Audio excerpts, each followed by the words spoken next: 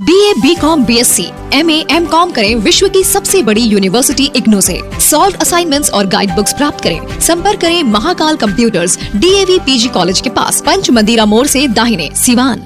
सरदर्द, मिर्गी, नशा, भूलने की बीमारी, अत्यधिक गुस्सा आना, घबराहट एवं नस की समस्याओं से अगर आप भी हैं परेशान तो मिलिए शहर के मशहूर साइकाट्रिस्ट डॉक्टर पंकज कुमार गुप्ता से। हमारा पता है डॉक्टर रामाजी चौधरी से 100 कदम पूरब, doctors colony Bahadiya road, Siwan. संपर्क नंबर 85 399 43 151।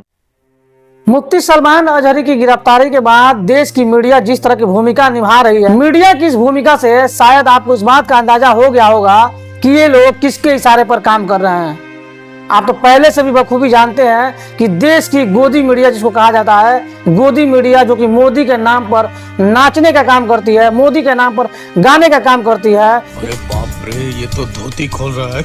ये नाच बजाना करने वाली गोदी मीडिया आज मुफ्ती सलमान अजहरी को लेकर इतना सीरियस आखिर क्यों है? क्या आपने कभी सोचा है?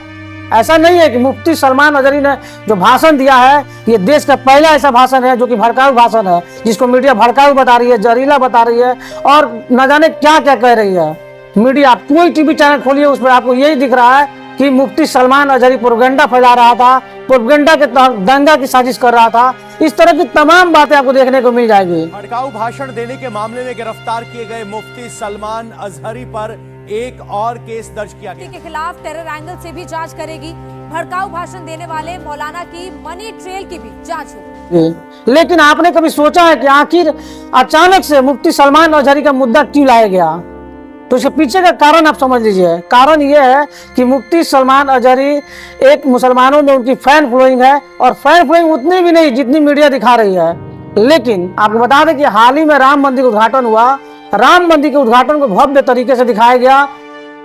करीब 10 दिनों तक लगातार जो देश की गोदी मीडिया है राम मंदिर के इर्द गिर्द नाचती रही। जैसे पायल पहन के पैर में, पाजेब पहन के पैर में नाचा जाता है, वैसे ही गोदी मीडिया दिन रात नाचती रही। अखंड कोई कार्यक्रम होता है, बड़ा सा महायज्ञ होता है, लेकिन पहली बार देश की मीडिया ने अखंड महा कवरेज भी दिखाने का काम किया था। लेकिन अखंड महा कवरेज दिखाने वाली मीडिया आज क्या वजह है कि आज मुफ्ती सलमान अजहरी को दिखा रही है? और सबसे बड़ा चीज है कि जब आप उस चैनल को खोलेंगे तो देखेंगे मुफ्ती सलमान अजहरी के लिए सिर्फ ये लोग तुम तड़ाक की शब्द इस्तेमाल कर रहे हैं। लेकिन सबसे बड़ा दोस्तों सवाल ये है कि राम मंदिर के बाद मुफ्ती सलमान अजहरी को आखिर क्यों मुद्दा बनाया जा रहा है? अब देखिए इसके पीछे का पूरा कारण ये है कि जब 10 दिनों तक पूरा मीडिया नंगी नाच करती रही राम मंदिर उद्घाटन के नाम पे, देश के प्रधानमंत्री जब राम मंदिर के उद्घाटन और राम मंदिर से जुड़ा लगातार भाषण दे रहे थे तो उनको ये उम्मीद थी कि 2024 चुनाव में इसका हम पूरा फायदा उठा सकेंगे।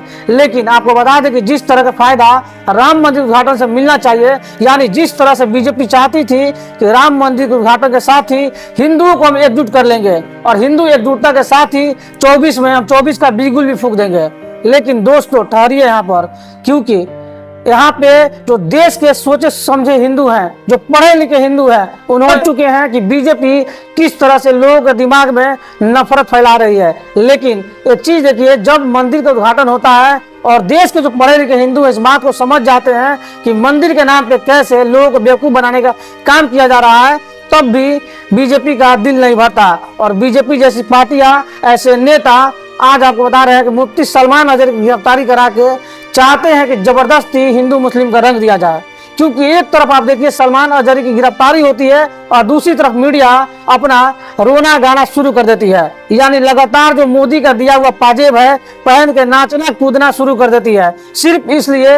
और यहाँ तक ये भी कहा जा रहा है कि मुफ्ती सलमान अजहरी एक बहुत बड़ा दंगा कराना चाहते थे देश में, दंगे की साजिश थी, ये मीडिया बता रही है। सोचिए, ये मीडिया आज जो जज बन के बैठी है ये फैसला सुनाती है। ये कह रही है कि जो लोग, लाखों की जो भीड़ जुटी थी मुफ्ती सलमान अजहरी की गिरफ्तारी के बाद, ये लोग दंगा करने के लिए आए थे। सोचिए कितना अजीब विडंबना है इस देश का कि ऐसी गोदी मीडिया को लोग देखते हैं जो खुलेआम किसी पे भी इल्जाम लगा देती है, खुलेआम किसी को भी ये कुछ भी कह देते हैं। चल रहा है, इसको समझने की कोशिश कीजिए। क्योंकि देखिए ये जो सरकार है इसने 2 करोड़ रोजगार की बात की थी, युवाओं को 2 करोड़ रोजगार देंगे, 15-15 लाख रुपए की बात की थी। इसने उज्ज्वला योजना के तहत गैस बांटी थी, जो कि आज लोग खरीद नहीं पा रहे हैं। 1200 रुपए का गैस मिल रहा है। इसने 2000 की नोट लाई, फिर बंदी की, 500-1000 के नोट इन्होंने बंद किया। उसके बाद कई सारे सिगुफे छोड़े, जिसपे ये सरकार कहीं से भी कामयाब नहीं हो पाई। तो आज ये सरकार सोचती है कि कैसे भी करके एक बार फिर से मुस्लिम और हिंदू को बांट दिया जाए देश का, और उसका सीधा फायदा 24 चुनाव में उठा लिया जाए।